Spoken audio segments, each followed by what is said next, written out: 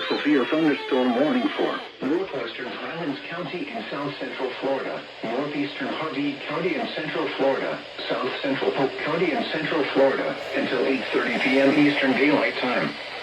At 7:42 p.m. Eastern Daylight Time, a severe thunderstorm was located near Wauchula, moving northeast at 20 miles per hour. Hazard, 60 miles per hour wind gusts and quarter-size hail. Source, radar indicated. Impact, hail damage to vehicles is expected.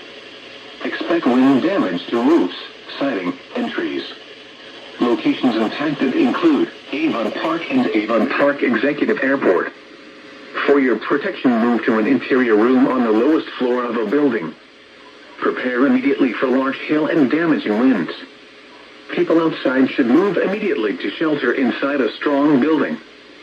Stay away from windows.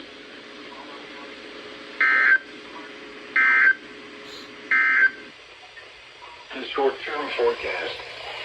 From this evening, isolated, strong, lightning storms will move toward the east and northeastern at 20 miles per hour into portions of Polk County. Wow. Just when we thought we were getting there, there is another PM.